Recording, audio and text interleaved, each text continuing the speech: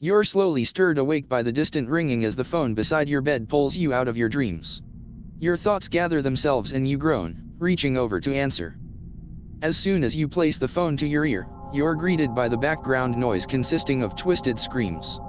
People in agonizing pain begging for help or death, not that the interference allows you to hear any individual voice clearly enough. Get out of the house now. The call ends abruptly after what you could have sworn was a voice from closer to you than on the other end. You shift yourself to the side of the bed, sighing while rubbing your eyes. A call this startling and this early in the morning would keep you awake. Your wife shuffles to the side, apparently also woken by the call. She wraps her arms around you and gives a light kiss on the neck. Don't worry about it, her half-asleep mumble calms you down somewhat. Just as you're about to place the phone down, it rings again. You fumble slightly and drop it. Instead, you feel your wife's arms tighten around you, preventing you from leaning forward.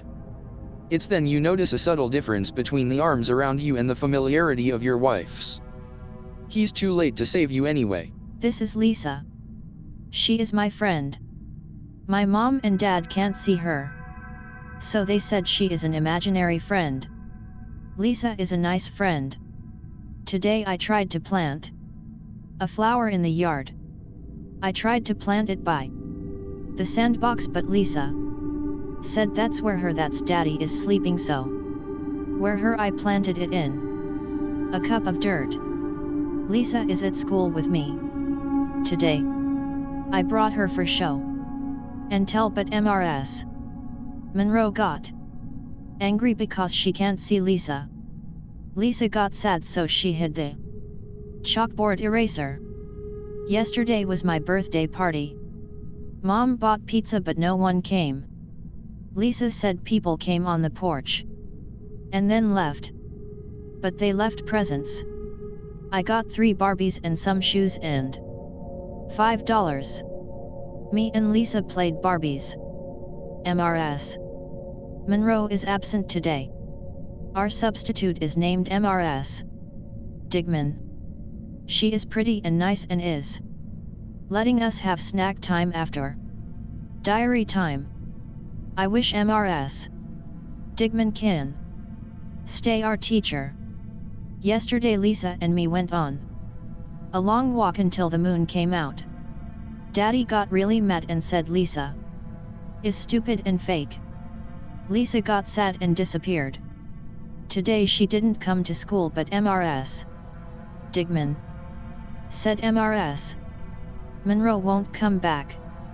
Daddy was at work all day yesterday. He didn't even come home to eat dinner. Today he is still at work. Mom packed me a pudding in my lunch today. Pudding is my favorite. I miss Lisa. Daddy is really busy at work. He didn't come home at the weekend. Mom is angry at him. I'm going to write a letter for Lisa. Dear Lisa, I miss you. Please come back. I'm sorry when my dad was mean. You are my best friend. Lisa came back yesterday. She said sorry for leaving and I told her my dad won't come home. Lisa said Mrs. Monroe and him, Lisa, are sleeping like her dad. I hope they wake up soon. My friends and I heard of this cool graveyard that was popular with the local teens, aptly called Gates of Hell, which is in Elizabethtown.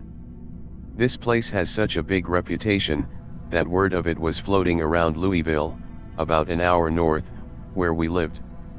I finally convinced 3 of my friends, Jen, Kayla, and Alex, to come after a few hours of nagging. My one stipulation was that I really wanted to go on a full moon.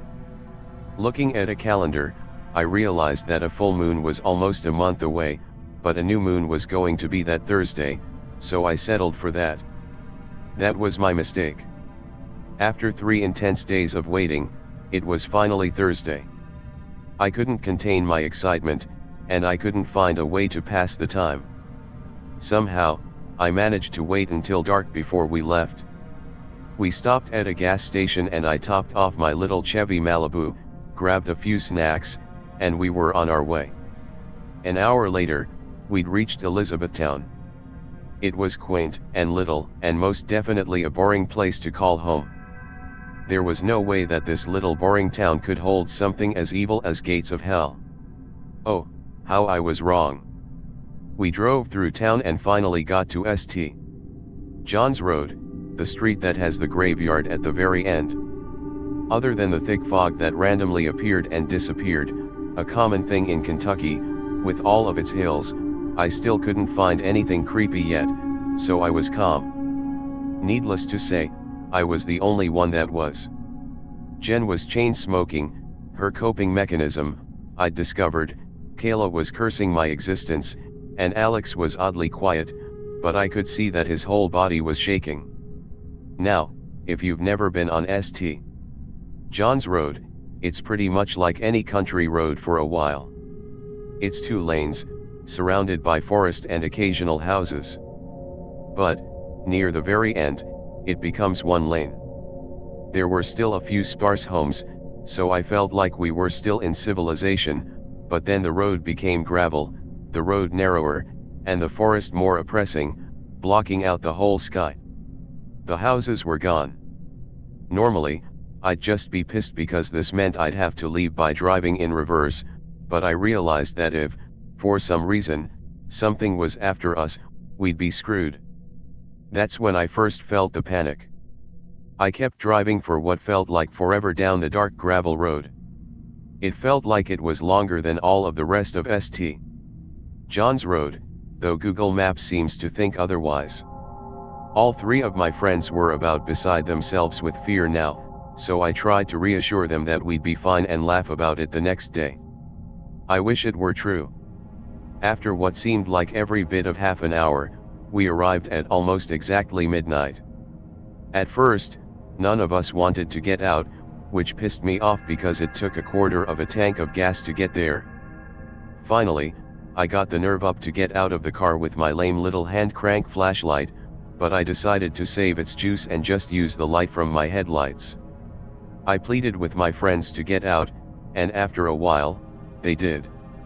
We wandered around the outskirts of the graveyard and realized that it was actually kind of relaxing, which we found odd, considering we were in a creepy graveyard in the middle of nowhere at midnight.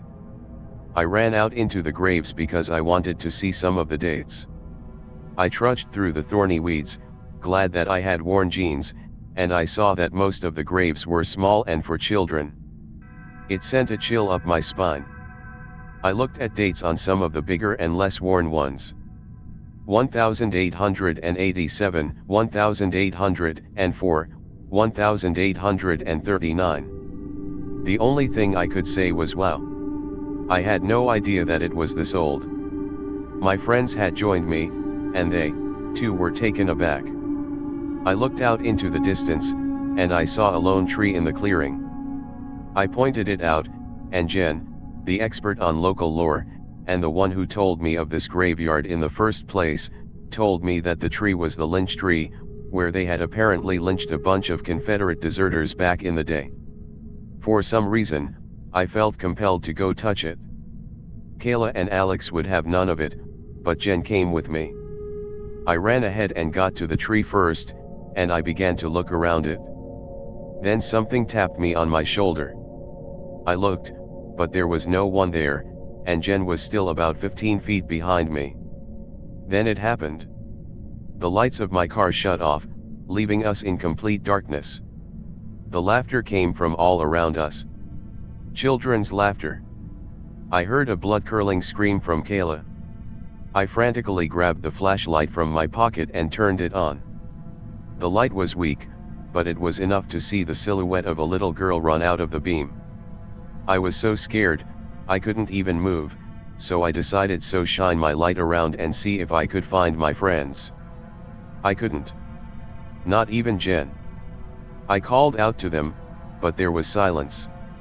I called again, just in case maybe I hadn't heard them. A little boy's voice coming from right behind me said they're not here anymore. I ran to my car. I ran faster than I had ever ran in my life. I tripped over a few graves, even knocking over a small obelisk, but I was determined not to fall, and I kept going.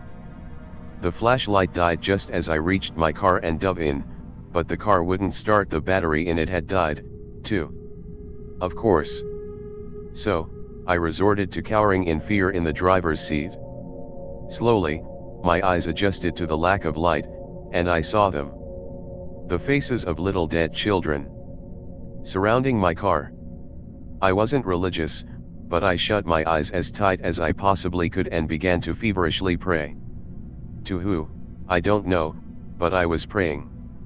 After what seemed like forever, the sky lightened and the sun finally began to rise, and for the first time since the ordeal began, I felt safe.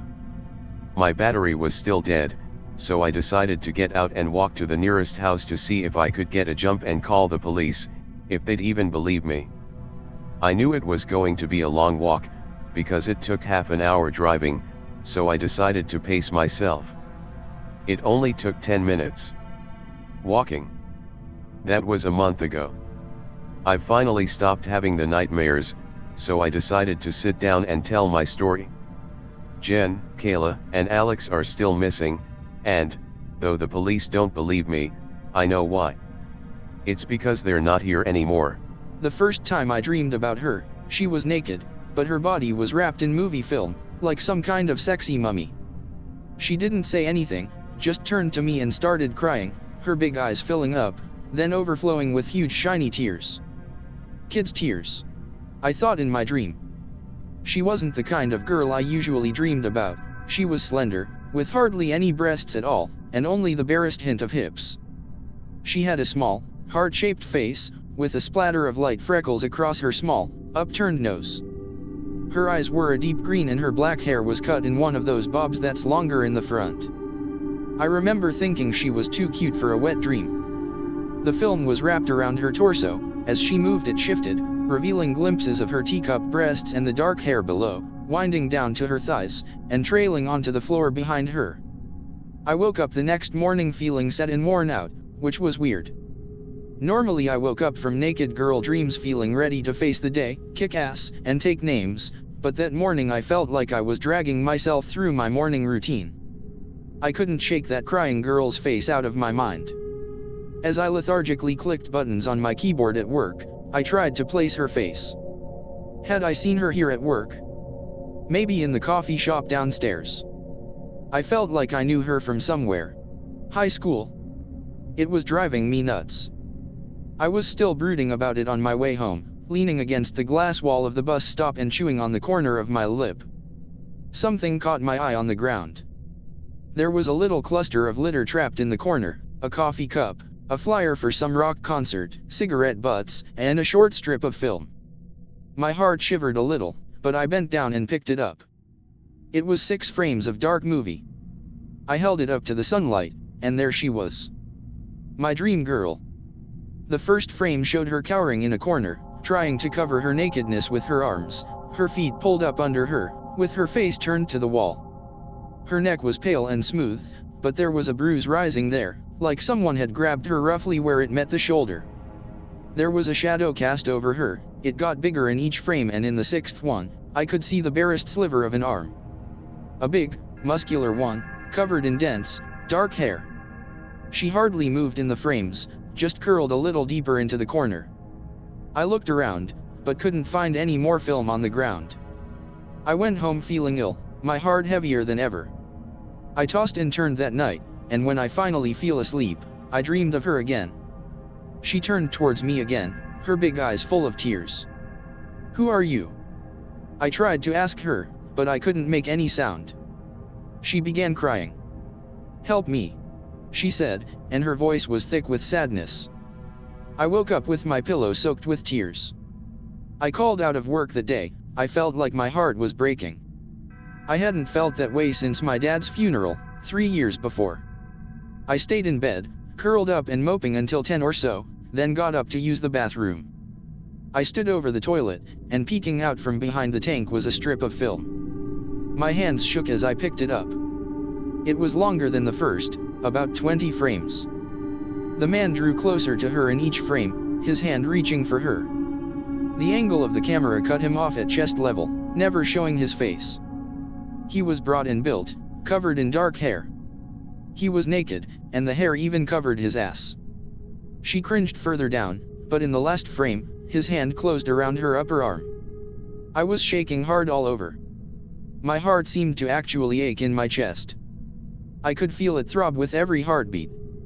I spent the day in bed, with my blanket pulled over my head and drowsed a little in the afternoon. And dreamed. She was crying harder than ever, her whole body shaking and her chest was hitching madly in and out. Stop. I tried to scream at her. Stop crying. You're breaking my heart. Please. She sobbed, please help me. I woke up, my own chest hitching with tears. Who the hell are you? I shrieked. The sound of my own voice scared me so bad I let out another thin shriek. My neighbor pounded on the wall in retaliation. I jumped out of bed, and threw on clothes, needing to get out of the apartment, feeling I'd suffocate if I didn't. I pounded down the 2 flights of stairs to the lobby and ran out into the twilight. I stood on the bottom stair a second, sucking in deep breaths and trying to calm myself. And there on the ground, fluttering in the light breeze was another strip of film, over 6 feet long. I held it up, and as I did, the street light above me flickered on. The man was dragging her across the room, throwing her face down across a table, yanking her legs around, then began to rape her. My stomach turned and I had to look away. But I felt my eyes drawn back, dragged back, and ran them down the rest of the film. She tried to fight, tried to crawl away, but the man punched her hard in the back, then grabbed her by the hair and slammed her face down onto the table. In the last frame, there was a trickle of blood running across the table, dripping from her nose and mouth. I threw it back on the ground, the breeze picked it up and it went curling down the street, tangling around a stop sign. I followed it, and saw another strip down the street, tied to a sign reading, "Slow children at play." It wound and curled its way around the corner and disappeared on the next street. My feet began walking that way. I tried to stop, I didn't want to know where that film led, but they continued moving anyway.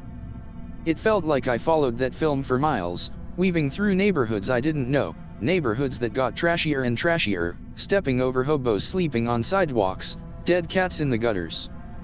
Sometimes the film wound up poles and signs, and I caught bits of the movie. He raped her, beat her, raped her some more, and beat her some more. She was covered in cuts, welts, she was hardly recognizable anymore.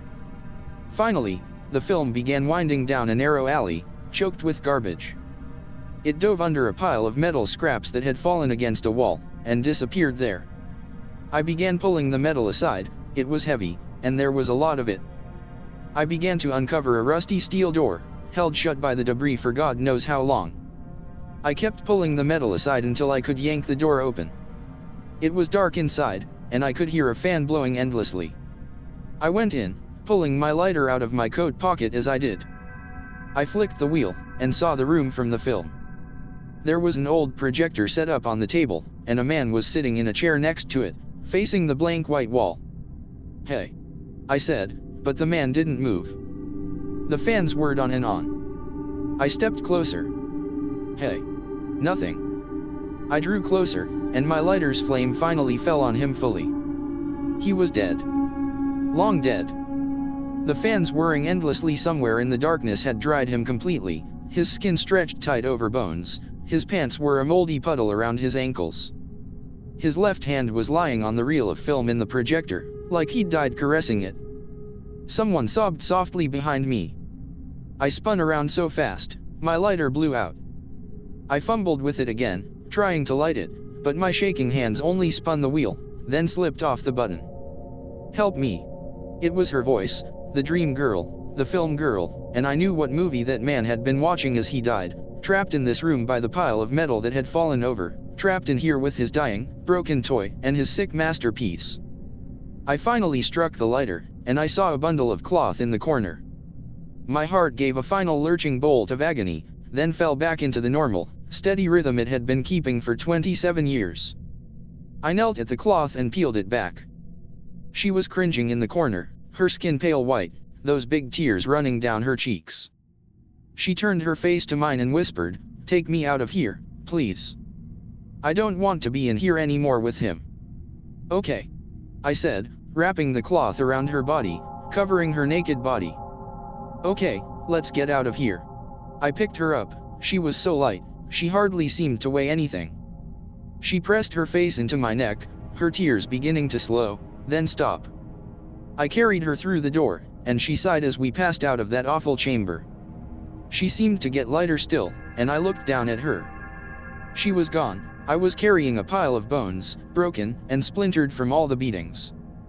A single tear rolled down my cheek and struck the top of her skull, ran into a wide fissure and disappeared. The skull caved in with a soft whispering sound, and then crumbled into fine dust.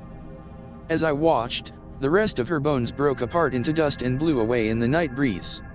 The Mary Celeste was a brigantine merchant ship famous for having been discovered on December 4, 1872 in the Atlantic Ocean unmanned and apparently abandoned, despite the fact that the weather was fine and her crew had been experienced and able seamen.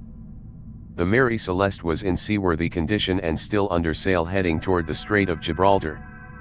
She had been at sea for a month and had over 6 months' worth of food and water on board. Her cargo was virtually untouched and the personal belongings of passengers and crew were still in place, including valuables. The crew was never seen or heard from again. Their disappearance is often cited as the greatest maritime mystery of all time. I'd heard stories of Retreat Road down in Cochrane, Alberta. They have a monastery there, with robes and everything. However, their real claim to fame is the massive statue of Christ being crucified in the woods. I've been there a few times. I walked up the path with all the smaller statues beside the path. There was a baby, a group of people reaching toward Jesus, and all those things. They culminated in this 20-foot-tall cross with Jesus hanging from it. What really gets a lot of people, though, is that Jesus is weeping on the cross. No one can seem to figure out why. Weeping is not the action of a Lord and Savior. Never. Unthinkable. I've been a few times during the day. It's an interesting walk. Even for the atheist like myself, it's still awe-inspiring. I happened to notice lights beneath all the statues, though. I asked around and it turns out they do light the path at night. I asked if I could come back then, but they said the path would be closed. No one would tell me why. Not one to follow rules, I returned that night and made my way over the fence and onto the path. As I walked along the winding route to the large statue, I passed the smaller statues. They seemed different. It was the angle the light hit them, I think. The statue of the baby, its eyes were all sunken in and the shadows seemed to make its fingers end in claws. The statue of the people reaching toward Jesus, well, everyone looked dead, reaching toward Jesus with the shadows casting a look of horror on his face. Something about them really unsettled me, but it was on a deeper level than just what they depicted now. I reached the statue of Jesus and gazed up at his face. I stood there for what felt like hours, just wondering why he was weeping. What for? What cause? I heard the whispers and rustling of the trees on all sides of me long before I saw anything. I gazed up at Jesus, looking deep into those stone eyes, and understood. That night, he was weeping for me. In the wake of the Civil War, many Americans headed west, away from the strife of battlefields and burned cities. If they happened through Kansas and stayed at the inn run by the Bender clan, they were taking their lives into their hands. The Benders were Germanic, the parents barely spoke English, and the children with an accent, and that is about all that is known of their history. The Benders moved to Kansas in 1870, and established a small inn and general store. There were 4 of them: John Bender Sr., who was 60, Ma Bender, 55, and their children, John Jr., of around 25, and Kate, around 23. What their actual names were, and what their true relationship was to each other, few believe that they were actually blood-related, will probably never be revealed. Travelers often carried with them every dime they had, and the Benders soon realized they could grow rich robbing their guests. They arranged a setup wherein guests would sit at the table beneath a trapdoor. When they least suspected it, the male Benders would sneak up behind them, bludgeon them, and then slash their throats. A drop through the trapdoor, and the body could be stripped and robbed. Soon corpses began mounting up in the area.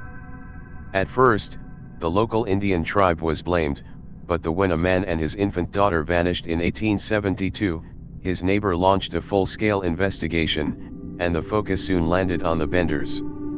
Suspicions mounted, but before anything could be done, the Benders vanished. A search of the cabin revealed the bloody room beneath the trapdoor, and 9 bodies were found buried on the grounds. It is unknown what the true body count was, but it is probably safe to say there were some corpses that were never found. The story was the rage of the day, and souvenir hunters soon claimed pieces of the cabin for their own. The Benders were mentioned in passing by Laura Ingalls Wilder, author of Little House on the Prairie. She reported stopping in their store, and claimed her father was involved in the manhunt for the family, although her account has been called into question. Despite a $3,000 reward, an astronomical sum for the day, the Benders were never found or brought to justice. There are dozens of accounts of their eventual fate, with some saying they were caught by vigilantes or committed suicide, others saying they were caught under different names, and still more saying they escaped completely. The Benders are long since dead now, and where their sinister path took them is lost to history.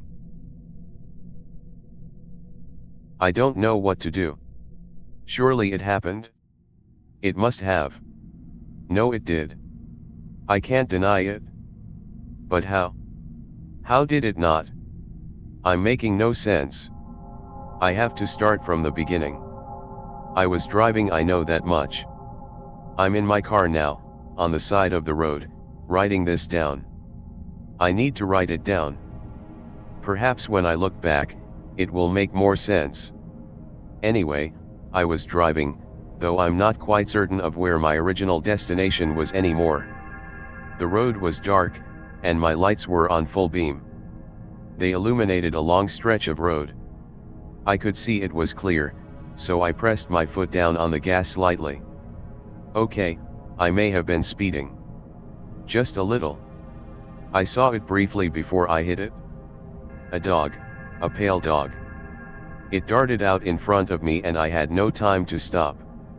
I clipped it, and although I didn't feel it go under my wheels, I knew I had hit it. I came to a stop further down the road, and sat for a few long seconds, in shock. I'd hit an animal. It was probably a family dog. I was going to have to tell the family I'd killed their pet. I remember climbing shakily from my car. The front, on the passenger's side, was dented and scuffed. Although the damage was visible, it wasn't as serious as I thought. Hitting a dog at that speed would have made it. I hoped, then, that the impact also hadn't been as bad. I could see the poor thing a little further down the road. I jogged towards it. It was twitching, its limbs growing more contorted the closer I got to it. At first I assumed it was trying to stand, but as I approached, I quickly became aware that something wasn't right. It was the fear that alerted me to the danger I was in. Quite suddenly, I was gripped by unimaginable horror, the sort you would get if you were experiencing a nightmare that you thought you had woken up from. The creature, for now I was certain it wasn't a dog, was hairless, pale, almost gray skin tied across its bones, almost transparent. I could see through many layers of the skin, and the thing's limbs were out of proportion and very strange, partly that of a dog, partly that of a man. It turned and faced me then, and I couldn't help myself. As its black eyes focused on me, I took several stumbling steps backward. It was a good thing that I did, too, for the creature lunged at me then, and I knew that its jaws would have met their target if I hadn't have put that small bit of distance between us. I ran then. I ran faster than I ever had done before, and the creature easily kept pace with me. I knew it could catch me whenever it wanted, but it was simply toying with me. I dived into my car, slamming the door, and the creature stopped chasing, instead settling for moving to the front of the car and pacing just at the very edge of the light given off by the car. It's still there now. But it's moving closer. I've tried edging forward in the car, but the claw marks on the hood are a reminder to not try it again. I don't know what to do. Little known fact is that the Eisenhower Interstate System is built over major ley lines. Rumor has it that if specific conditions are met, weird phenomena will occur. Phenomena of the first. The first sign of this phenomenon is that you will lose all radio reception, and devices such as MP3 players, Discman, tape decks and other music players will cease functioning. Your heater will begin to only dispense cold air, regardless of setting. After the first mile of this, you will notice a fog growing at the edges of the road, and you will see no exits, regardless of whether they were supposed to be there. If you continue on, you will begin to see the occasional pedestrian. Some of them will gesture that they would like to hitch a ride. Under no circumstances should you stop for them, no one has ever stopped and survived. If you see lights approaching from behind, and it is a hearse, do not let it pass you. No matter what. After 13 miles, the phenomenon will end, and you will be safe. Phenomena of the second. Investigated by the witnesses after they read instructions they found in a book, left behind in a rest stop bathroom. Participants must mix a shot of whiskey, a drop of their own blood, 1 drop for each participant, a pinch of salt, and a small amount of used engine oil. Mix with water from a rest stop fountain in a glass bottle, and smash it on the interstate in the evening or morning. If the instructions were followed correctly, the way will become densely foggy. An unmarked exit will appear, and if you pass it by, it will be closed to you for 6 years. If you take the exit, go left and under the interstate. Half a mile down the road is an old gas station.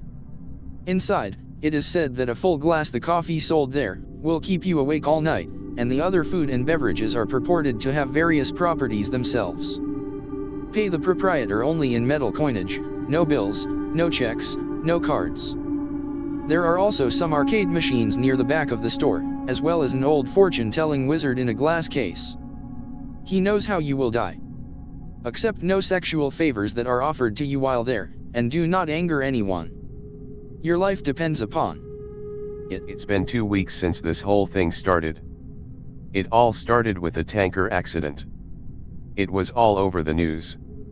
Everyone thought it was just another oil spill. There were plenty of volunteers.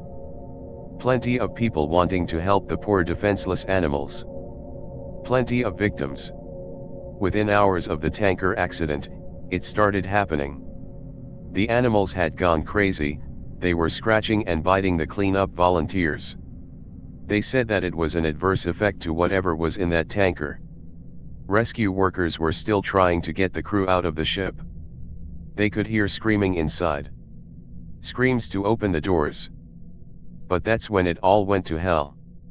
As soon as they cut the door out, there was 6 minutes of broadcast before it went silent. 6 minutes of screaming and agony. The ship crew attacked the rescue workers like rabid baboons, breaking bones and tearing flesh. The people on the shore weren't faring any better. Those that had been attacked by animals were attacking everyone else. It was worse than any war zone report, it was sheer brutality, and yet the broadcast still went on for 6 minutes. 6 minutes and then blank faces. Nobody could explain what was happening. They tried to continue with regular news, the economy, the weather, a cute human interest story, but they couldn't make us unsee what we saw. I tried to continue with my regular existence, but every time I switched on the news or walked by a newsstand it was there. This big mystery. They had some explanations, some kind of infection, brain parasites, but it didn't matter. It wasn't an infection we were afraid of, it was them. 4 days after the initial report, a state of emergency was raised.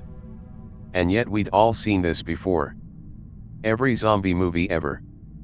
People didn't know who to trust. People were stockpiling food and weapons. Some tried to flee, but it seems every zombie movie was right. They didn't make it. 3 days later they arrived in my town. I expected moans, shuffling corpses, dismemberment, but that's where the movies lied. They ran through the streets, screaming. I remember running to my front door as fast as I could, locking, barricading, doing anything to make sure it would stay shut, and then I headed for the window. I was on the 2nd story and I could see the carnage. They were unstoppable. They were aware. A group of them made their way through a building across the street. They jumped straight through plate glass windows. Even the shards slicing through them made no difference, they just kept coming. My barricade wasn't going to hold. I rushed around my flat, grabbing supplies and jamming them into the most secure room of the flat. I went back for one last look across the street, and I wish I hadn't. In a second-story window, my face met one of theirs. They knew where I was. I quickly dashed into the room and locked the door. I don't have any kind of panic room, or a secure basement, so the safest place I could think of was my bathroom. No windows, one door with a lock. I had filled my sink and bathtub full of water, so I could stay for a while. So I sat there in the dark room, with the distant screams in my ears. I began to feel like I may have overreacted. It had been 2 hours and no sign of them. It actually got quieter and I thought they had moved on. Maybe I could leave the room, get to the kitchen, grab more food to wait it out.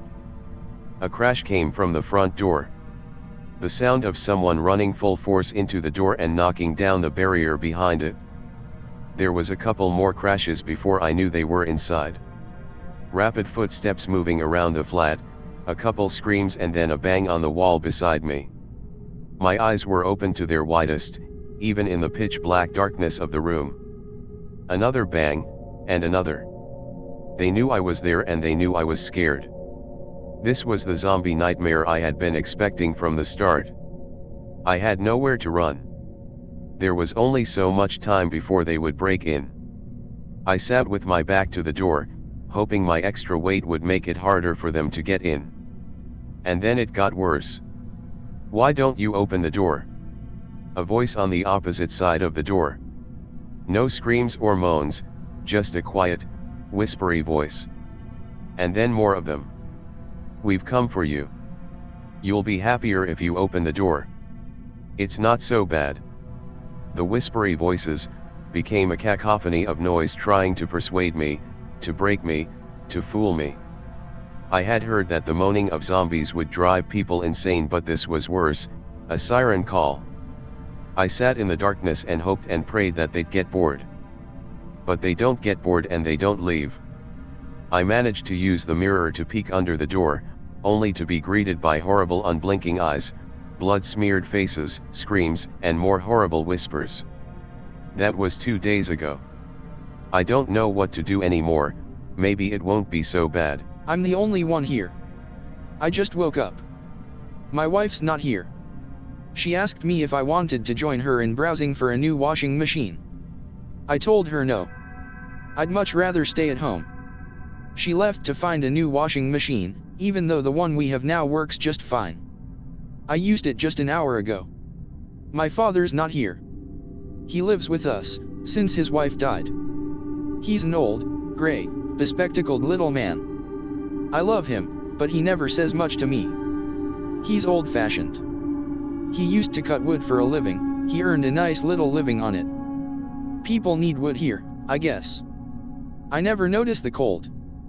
Being old, my father certainly notices the cold, always complaining about it and nagging me to throw some wood on the fire, but I never do. He told me that I would absolutely never listen to him or reason. He's wrong, you know. I used the fireplace just an hour ago. My son's not here. David always has something to do. He never seems to stay in one place very long. He's 16, handsome, charming, he gets all the girls, and I know that's why he always goes. He asked me if he could borrow my car before he left. I told him no, and he threw his typical fit. He said I always stay inside and never use my car for anything. That's not true. I used the car just an hour ago. My dog's not here. She's really a puppy, not much older than a few months, but still almost big enough to take me down with enough speed. She always jumps on me when it's time for her walk. I never walk her, but for some reason I'm the one she's most attached to. I tell her no each time. She even learned to fetch her leash and bring it to me, as if it were some sort of incentive or to send me on some guilt trip. I always chuckle at her, take the leash, and place it up a little higher, hoping next time she won't be able to reach it. Her eyes sometimes get me, though, pitiful puppy eyes. She's such a good actress. She has become less enthusiastic over time, as if to say to me that she's lost hope that I'll ever take her on a walk. She beckons with the leash, nudging my hand with her wet nose, almost trying to force it into my hand to make sure I use it. I guess I finally gave in. I used the leash just an hour ago. I'm the only one here. I just woke up, but now I think I'll go back to sleep. It's too quiet here. A gunshot wound to the head, inflicted with a shotgun. It was pretty gruesome. He was in his own bed. Another rather large and husky man shuffled some papers on the desk. But that's not all? No, unfortunately. We thought he was alone in the house at first, but then we returned and investigated. And the chief of police rubbed his eyes, weary with the weight of a long, and looking to be even longer, day. He wasn't alone. We found his wife's body stuffed into the washing machine in the basement. It looks like she was suffocated with some bed sheets. He turned on the washer after his wife was all inside. What the hell? Then an older gentleman, about 75 years old, who we presume to be his father. Well, actually, we only found the remains of him. His limbs were all severed, along with his head, and his torso was bifurcated. Relatively cleanly, I might add, as if with an axe. We found the remains of the father in the fireplace, partly charred. The guy lit a match and threw it in with him. Looks like the hair was set on fire first. Jesus. A younger guy, anywhere from 15 to 18 years old, his son. We found him in the guy's car sitting in the garage. The car was on, and the kid's hands were duct taped to the steering wheel. His eyes were still open. Finally, we found his dog. This is the weirdest one. We found it several blocks down the street, followed by a trail of blood. It had its leash on, and all of its legs were amputated. It's like the guy took it for a walk, only, it couldn't walk. Did this guy leave any kind of suicide note or anything? Or was he just fucking insane? Actually, we did find this note on his bed, written in shaky, uneven letters. We believe he wrote it just before he shot himself. It says, "They said I'd never use the shotgun." You volunteer at the mental health clinic. Given the dangerous nature of the residents, they assigned you the rooms of the less violent patients. The suicidal. Those who hear voices. Those that don't say anything at all. You become close to a mute man named Arthur. He is a rapt listener, willing to nod his head for hours as you tell him the story of your life. You mention your past, your present.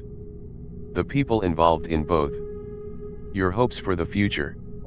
Arthur just nods. After several months of listening, you figure that you owe it to Arthur to get him out of the clinic. He can't be happy sitting in a room by himself nodding at interns every day. You talk to the supervisor of the clinic. You argue that he isn't harming anyone. That he grooms and feeds himself with no problems. That perhaps his condition is a physical element. The day comes when your arguing pays off. The supervisor has agreed to let Arthur go. You rush to his room to tell him the news. You're free. You shout. Isn't that great? Arthur just nods.